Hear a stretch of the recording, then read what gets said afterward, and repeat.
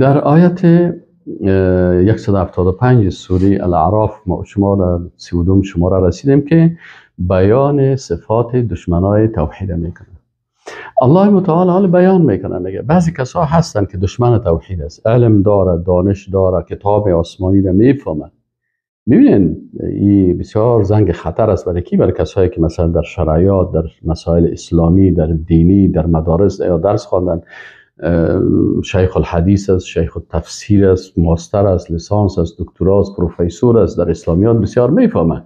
لکن با وجودی که مثلا میفهمه خودش خود منحرف میسازه و دنیا پرستی میکنه، باز برسی مشکل پیدا میشه. مثلا الله متعال همین نقطه را بیان میکنه، میگه واتلو علیهم، تلاوت بکو بالای از اینا، نبأ الذی آتیناه آیاتنا، قصه او شخصی را که بر از او ما آیات و دلایل قدرت خدا برش داده بودیم. بعضیا میگن که یک کسی بود در زمان موسی علیه السلام، بلعام باور نام داشت، بسیار عالم و بسیار دانشمند و بسیار فهمیده و از کل چیز با خبر بود. لکن با وجود از این علمیت و دانش خود، ای از امر را منحرف شد. فانسلخ منها، باز از خود بیرون کشید، از دینداری خود دور کرد. بسیار عالما و بزرگان ما و شما دیدیم، میبینیم خصوصا حال عصر فتنه هاست. 20 سال پیش یک کس را میبینی که چی علمیت، عاشق علمش میباشی، عاشق فصاحتش میباشی، عاشق بلاغتش میباشی، میگه سبحان الله چی شخصیت است، چی علمیت است. لکن همون شخص 10 سال بعد، 15 سال بعد یک دفعه 360 درجه تغییر میکنه و میبینی که در 20 سال پیش دشمن سرسخت کافرها بود، که تو کافر کسی بشینه بیانیاتش گوش میگه. 20 سال پیش که 20 سال بعد سهل میکنه که دوست کافر است، که کافر بغل میده، کافر در آغوش خود میگیره و ضد مسلمان، ضد مجاهدین، ضد دین، ضد ازی فتوا میده. این به چی تبدیل میشه؟ به می بلعم باور تبدیل میشه. ایران میمونه که یا الله علمیت از این سیگوی، دانش از این سیگوی، فهم از این سیگوی. ما حتی از علم بعضی کسای دیگه هست که مثلا ما بسیاری وقتا نمیفهمیدیم، از علم از او استفاده میکردیم. علمیت داشت، وقتی که در یک رسانه یا در یک جای سخنایش گوش میکردی، واقعیت ها و حقیقت ها رو بیان میکرد. یک دفعه 5-6 سال بعد یا 10 سال بعد پرده از چریزی مبرایه، دنیا پرست میشه و همین نفر ببینه که 10 سال پیش گپای میزد که عالم گپای 10 سال پیش خدا فراموش میکنه. برادر همین گپا رو خب من از تو یاد گرفتم، همین چیزا رو خود تو برای ما فهمیدی، همین تو گفتی، حالا تو چطور یک دفعه دور خوردی پس او کسی را که تو کافر میگفتی، بیدین میگفتی، دشمن الله میگفتی، دشمن رسول میگفتی، امروز پس او را دوست میگیری، برادر میگیری، از او دفاع میکنی. این حالا چی هست؟ بعضی اوقات بعضی کسا هستن مثل بلعم باور. و یک درس بسیار بزرگ است برای جوانا. شما جوانایی که درس میخوانین هیچ وقت چی نباشین؟ هیچ وقت عالم پرست نباشین، هیچ وقت پیر پرست نباشین. اگر کس عالم پرستش کرد، یعنی به این معنا که گفت که نمی عالم دیگه ما نمیره رهبر خود و اسوه خود گرفتیم، هر چیز که گفت گپ پذیر قبول بکنیم، ایجاد اشتباه هست. عبدالله بن مسعود رضی الله تعالی عنه برای تابعین درس میداد و برشان میگه که شما حتی سر صحابی که زنده هست این اسوه تان نگیرید. چرا؟ میگه این صحابی که زنده هست خودش در امتحان است، یک دفعه در امتحان الهی ناکام میشه.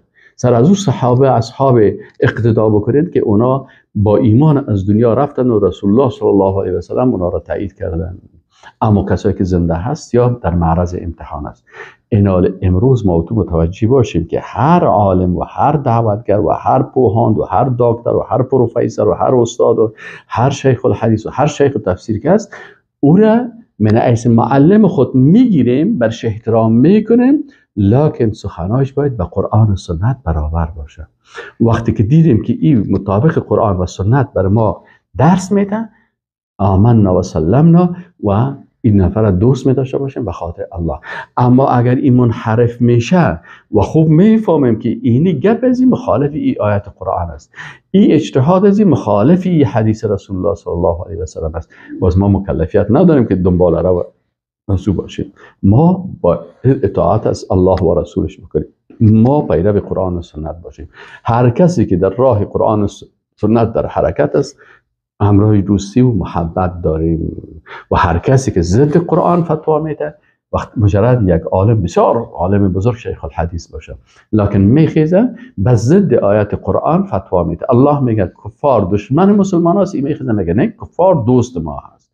این شخص به طاغوت مبدل شد، باید به این کافر شوی. فمن یکفر بالطاغوت، چرا این طاغوت مطبوع میشه. طاغوت مطاع قانون ضد شریعت میسازه، طاغوت مطبوع کسی است که قانون جدید نمیسازه بلکه حلال الله را حرام میکنه، حرام الله را حلال میکنه، به ضد شریعت الله، به ضد قرآن، به ضد سنت فتوا میده.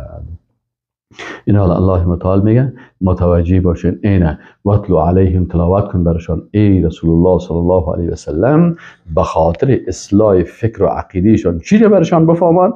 نبأ الذی آتیناه آیاتنا، قصه او شخصی را که برش آیات و دلایل ما برش داده شد، فانسلخ منها، از او خود کشید. سلخ کشیدن پوست میگه، مسلخ چی میگن که حیوانات پوستش میکشن. این شخص خدا امی پوست ایمانی خدا از ایمان بیخی کشید، بیرون کشید، چپن ایمانی رو بوسو انداخت. متوجه شدین؟ فاتبعه الشیطان، باز میگه ایره کی تعقیب کرد؟ شیطان ایره دیگه تعقیب بش گرفت.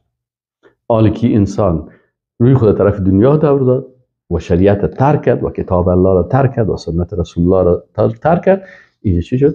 این شیطان فکان من الغاوین، میگه این از جمله گمراه ها بود. این قسم میشه بعضی کسان ولو شئنا لرفعناه بها، اگر ما میخواستیم با این علم و با این دلایل این رتبهش بلند میکردیم، ولکنه اخلد الی الارض، لکن خودت در چی زد؟ خودش به زمین انداخت و خودش پس ساخت. و تبع هواه، ایواز کتاب الله مطابقت از چی کرد؟ از خواسته های نفسی خود کرد، نفسش برش گفت فمثله کمثل الکلب. باز میگه این قسم شخصا به چی تبدیل میشه؟ اگر ببینید خطرناک است، این بسیار گپ خطرناک است که عالمی که گمراه شود بازی به حیوان مبدل میشه، بدترین حیوان مبدل میشه.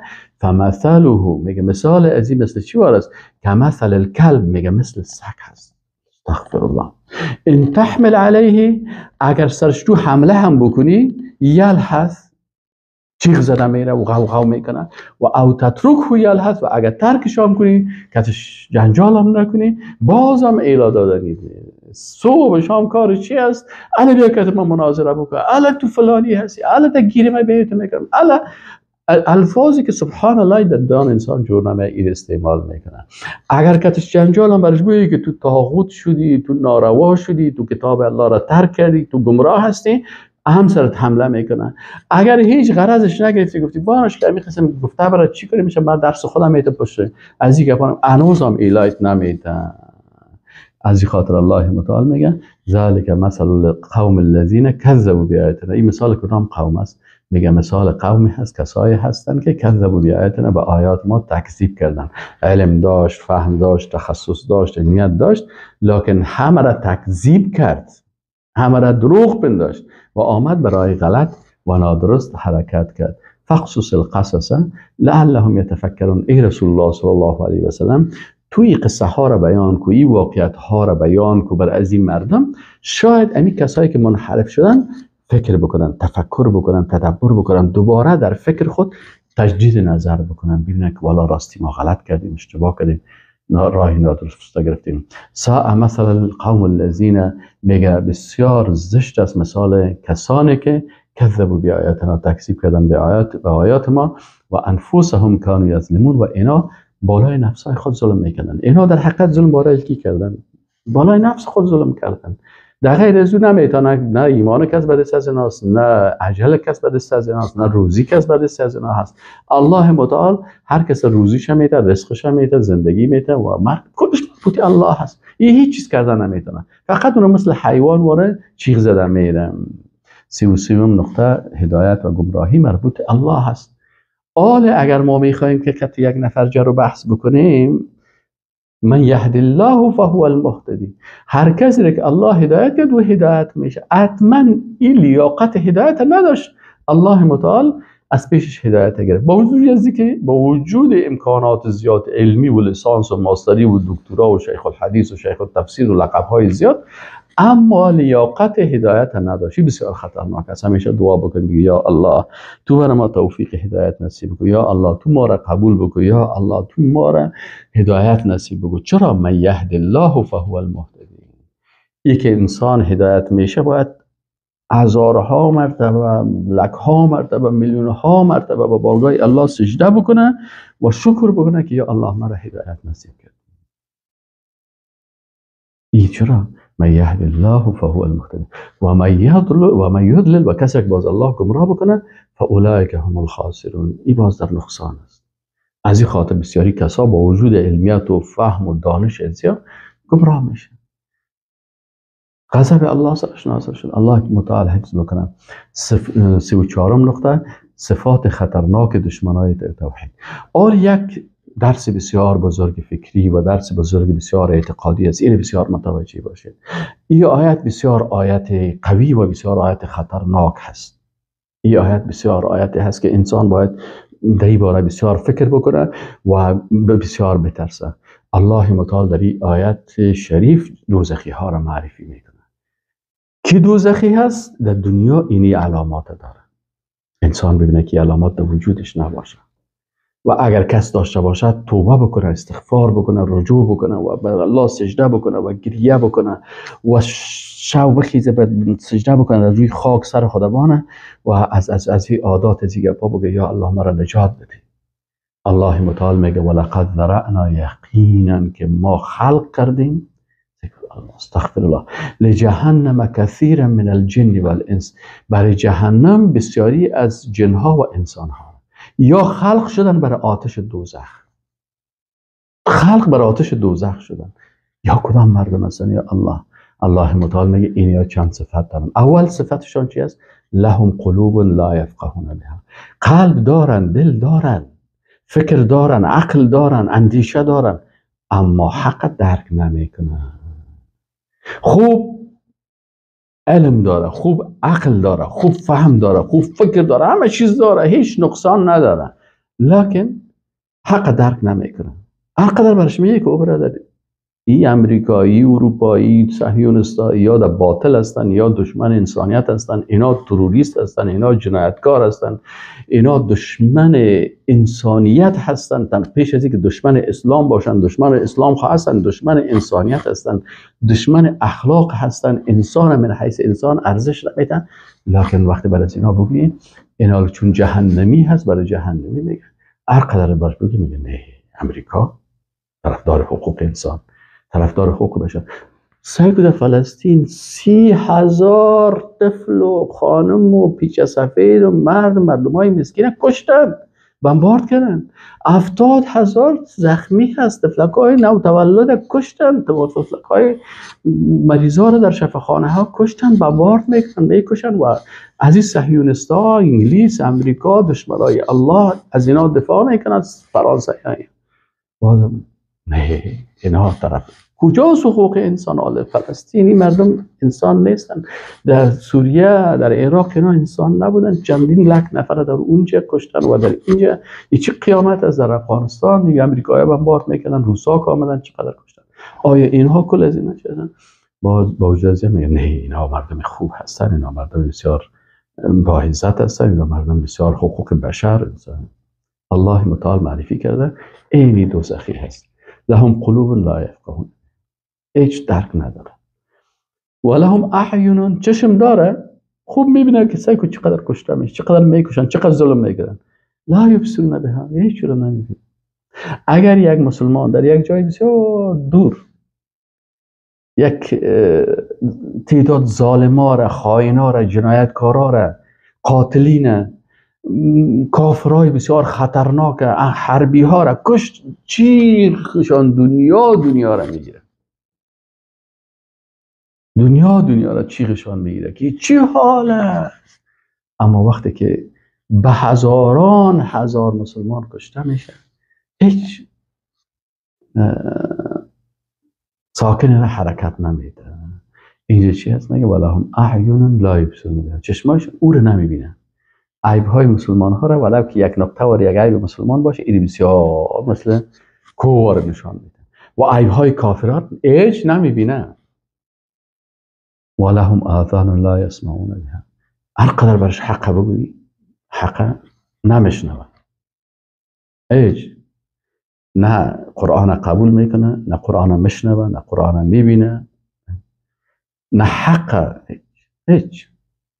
الله متعال میگه اولئک کالانعام، این مردم میشه الله مثل حیوانات است، اما حیوانات هم بالای از اینا شرف داره، بل هم اول، بلکه اینا از حیوانات هم کده گمراه تر هستن. چرا؟ اما حیوان هم دوست دشمن حق باطل بسیاری چیزها را با امو چیز خود اگر عقل نداره با شعور خود میفهمن. اینا از هم بدتر هستن، حتی هم شعور حیوانی را هم ندارن.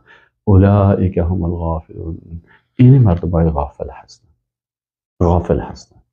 در بحث دوم بیان امور مهم برای دانستن فرق میان اهل توحید و شرک. ما شما گفتیم که در قرآن عظیم شان 14، یعنی القرآن کله فی التوحید، کل قرآن درباره چی است؟ توحید است. در توحید مثلا برای ما شما قرآن 14 نقطه را بیان میکنه که اساسات توحید است. 3 چیز مربوط الله متعال است. اول اقسام توحید الله را در قرآن بیان میکنه: توحید ذات، صفات، افعال، عبادت، اطاعت، حکم، نامها. اقسام توحید بیان میکنه. دوم حقوق توحید بیان میکنه: اوامر الله و نواهی الله. لوازم توحید بیان میکنه: ولا برا، دوستی با دوستای الله، دشمنی با دشمنای الله. این 3 مسائل آیات قرآن زیاد آیات در این راستا هست. بعد از او 5 چیز درباره اهل توحید بیان میکنه: معرفی اهل توحید، صفات اهل توحید، قصه های اهل توحید، نتایج توحید در دنیا و نتیجه اهل توحید در آخرت. این 5 شد. 5 3 8. 5 تا دیگه درباره دشمنای توحید معرفی میکنه: معرفی دشمنای توحید، صفات دشمنای توحید، قصه های دشمنای توحید، نتیجه دشمنی توحید در دنیا و نتیجه دشمنی توحید در آخرت. این چند شد؟ 5 8 13. 14مین نقطهش باقی من. 14مین نقطهش چی است؟ 14مین نقطهش نواقص و نواقص اسلام. نواقص به صاد، نواقص به ضاد. نواقص اسلام چیزهایی که انسان ایمانش ضعیف میسازه، ایمان نمیسازش، مثل گناه های کبیره، گناه های صغیره. اینا چی هستن؟ اینا نواقص هستن، ایمان ناقص میسازه. یکی نواقص است که ایمان کاملا از بین میبره، نواقص ایمان هست. این حال بسیاری آیات قرآن در این راستا هم هست که نواقص و نواقص ایمان و توحید بیان میکنه. پس قرآن آری آیاتی که ما و شما میخوانیم، این آیات درباره چی هست؟ درباره چیزهای توحید است که اهل توحید دارای چی صفات هستند و دشمنای توحید دارای چی صفات هستند. این مشخصات بیان میکنه. اول چیزی که در اینجا بیان میکنه که اهل توحید کسایی هستند که ایمان به اسماء الله الحسنا دارن. ما شما گفتیم درباره الله ذاتش و صفاتش و نامهایش. اسماء الله الحسنا را هم اینجا بیان میکنه. الله متعال میگه که ولله، الله معرفی میشه. الله کدام ذات است؟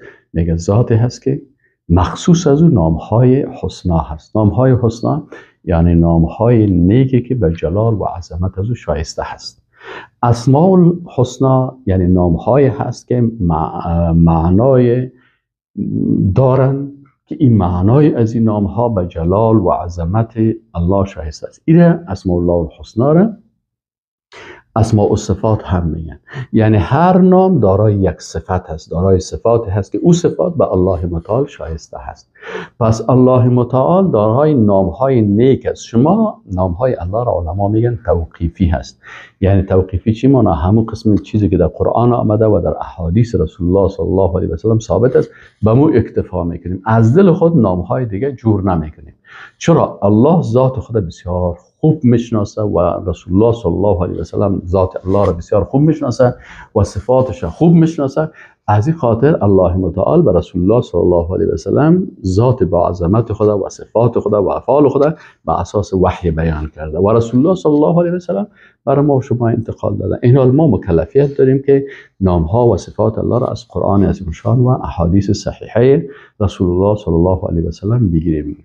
از این خاطر میگه که ولله الاسماء الحسنی، بر مخصوص الله نامهای نیک است. اون نامهای نیکی که به جلال و عظمت الله شایسته است. خب این نامها را که شناختیم، آن چی باید بکنیم؟ مطابق از این نامها زندگی بکنیم، عقیده خود جور بکنیم، بشناسیم که الله صاحب جلال و عظمت است، دارای اسماء و صفات است، نامهایی که هر نامش دارای صفت خاصی هست. وقتی میگیم الله، یکی از نامش الرحیم هست، به این معنا که الرحیم نام الله هست و صفت رحمت هم الله متعال داره. پس الرحیم اسم است از اسماء الله الحسنی و صفت اسم است از اسماء الصفات، ادویش گفتن میشه. پس ایناله وقتی که میگیم الله التواب هست، یعنی التواب اسم از اسماء الله الحسنی هست و التواب اسم از اسماء الصفات هست. چرا؟ صفت توبه پذیری هم الله متعال داره. پس الله متعال میگه که الله اسماء حسنا دارن، فدعوه بها. وقتی که شما توسل میکنین، نرین به قبر را که از قبر توسل به قبر بکنی، توسل به مخلوق بکنی. نه، توسل به ایمانت بکن. با این نامهای الله ایمان داری، با این توسل بکن. یا الله تو رحمان هستی، سر ما رحم بکن. تو غفار هستی، مرا مغفرت بکن. یا الله تو رب العالمین هستی، تو مرا تربیت خوب بکن. یا الله تو رزاق هستی، بر من رزق نصیب بکن. یا الله تو حفیظ هستی، مرا حفظ بکن. به این شکل انسان مسلمان موحد توسل با نامهای الله میکنه. فدعوه بها، طلب بکنین از الله با این نامها. و ذر الذین یلحدون فی اسمائه، ترک بکنین کسایی که در نامهای الله الحاد میکنن. چه قسم الحاد میکنن در نامهای الله؟ یعنی ملحدین گاهی نامها از دل خود جور میکنن، نامهای جور میکنن که به جلال و عظمت الله شایسته نیست. وقتی که الله را با این نامها نسبت بدن، اینجا الحاد میکنن.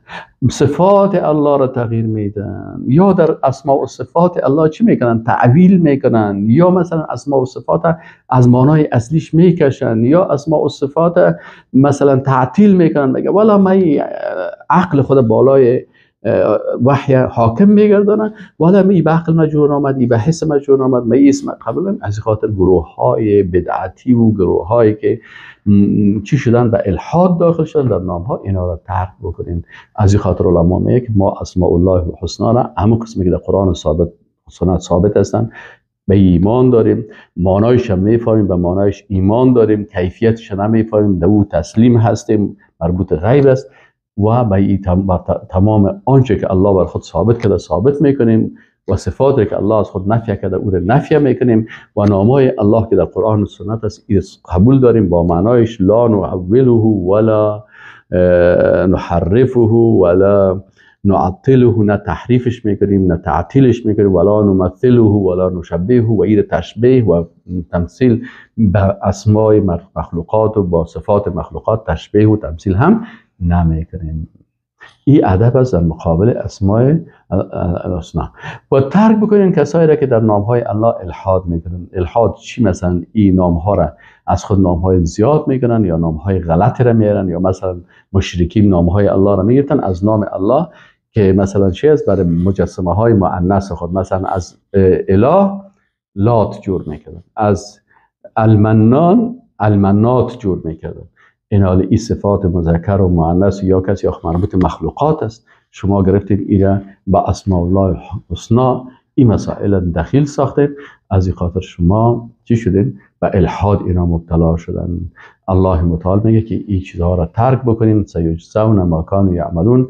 اینا زود جزا داده میشن به سبب آنچه که اینا عمل کردن. دومین نقطه را که در اینجا بیان میکنه صفات اهل توحید است. الله متعال میگه که و ممن خلقنا، از جمله کسایی که ما خلق کردیم امت‌هایی هستند که دو صفت بسیار عالی دارن. این صفات کی هست؟ صفات اهل توحید است. این صفات اهل توحید چی است؟ اینجا باید انسان مؤمن داشته باشه. یهدون بالحق، هدایت میکنن، راهنمایی میکنن دیگران را به حق. و به یعدلون، و با حق عدالت میکنن. وقتی که عمل میکنن عملشان با حق است، عادلانه است. پس این فرمول اساسی فکری و اعتقادی هست که ما شما تفسیر فکری و اعتقادی میخوایم. اگر میخوایم که امت مسلمه واقعی باشیم، امتی که پیرو پیغمبرا هست، امتی که اهل توحید است، این دو صفت باید داشته باشه. دو صفت. این دو صفت چی هست؟ که همیشه راهنمایی بکنی به چی؟ به حق. حق چی است؟ توحید است. حق چی است؟ کلام الله است. حق چی است؟ سنت صحیحه رسول الله صلی الله علیه و سلم است. به این راهنمایی بکنی. همیشه برای مردم درس قرآن و درس سنت بدی، راهنمایی بکنی به قرآن او تو میگه و سنت رسول الله صلی الله علیه و سلم او تو میگه. و وقتی که در زمین الله خلافت اسلامی رو ببینید، این قانون خلافت اسلامی در زمین الله است. در زمین الله وقتی که میخوای که خلافت الله را مستحکم بسازی، با دو چیز مستحکم میشه: راهنمایی به حق، احکام تشریع الله را برش میگی، نظام اعتقادی اسلام، نظام سیاسی اسلام، نظام عبادات اسلام، نظام قضایی اسلام، نظام دعوتی اسلام، نظام جهادی اسلام، نظام اقتصادی اسلام، نظام مالی اسلام، نظام تعلیمی و تربیوی اسلام، نظام ثقافتی و فرهنگی اسلام، نظام اجتماعی اسلام، نظام اخلاقی اسلام. مجموع این نظام ها چی است؟ اینا حق هستند که در قرآن و سنت ثابت هستند. آنچه که در قرآن و سنت ثابت هست درباره آیات قرآن است، اینا حق است. این رو باید بر مردم چی کنی؟ راهنمایی بکنی. و با اینمی حقی عدالت میشه. با این عدالت میکنی. اول مثلا عدالت، ما میخوایم که در جهان مردم با عدالت زندگی بکنن. اول وقتی که میخوایم با عدالت زندگی بکنن، چطور میتونیم با عدالت زندگی بکنیم و تو حق نمیفهمی و یا چیز باطل حق قرار میدی؟ نه، حق در قرآن است و حق در سنت است. حق در شریعت الله است. مطابق شریعت الله وقتی که حکم کردی عدالت میشه. مخالف از این اگر حکم کردی، این باز عدالت نمیشه. حالا چرا در جهان عدالت نیست؟ به خاطر ازی که مردم با حق حکم نمیکنن. اونا باطل پرستا باطل خود برای مردم حق نشان میده. قانون جورش کردن. قانون ملل متحد چی است؟ گفته که اینمی قانون ملل متحدی است که حق ویتو، حق صلاحیت برای 5 مملکت است. 5 مملکت خطرناک کفری: یونایتد استیت آف امریکا هست، امریکا هست، یونایتد کینگدام انگلیس است، فرانسه است، فرانسه، و چاینا چین است، و روس است. این حال این 4 مملکت خطرناک تروریستی درجه 1 که اینا سابقه قتل و جنایت و هیروشیما و ناگاساکی و قتل انسان ها و جنایت ها را دارن، اینا رو در رأس کل جهان قرار دادن. گفتن که این جامعه جهانی هست. این حال جامعه جهانی چون این 5 عنصر جنایتکار هست، اینا امو جنایات و باطل خود قانون ساختن. وقتی که قانون از اینا تطبیق شد، هیچ وقت عدالت نمیشه. امتی که مطابق حکم و شریعت الله، قانون الله مردم راهنمایی میکنن، مطابق از او حکم میکنن، نه مطابق اندیشه خود. اگر یک کس ادعا هم بکنه که من مسلمان هستم، لکن از عقل خود، از نظر خود، از قوانین دیگه، باز هم غلط است. نه، که به حق هدایت بکنه و مطابق حکم الله حکم بکنه. اول حکم الله رو بفهمه که اینجا حکم الله چی هست. مطابق از این وقتی که حکم میکنن، اینجا عدالت میشه. از این خاطر مسلمان هایی که مطابق حق هدایت میکنن و مطابق از این فیصله میکنن، هم دعوتشان و هم حکمشان، محکمیشان، اردوش چی است؟ عادلانه هست. اردوش درست است. این است اساس نظامی که باید مسلمان ها داشته باشند.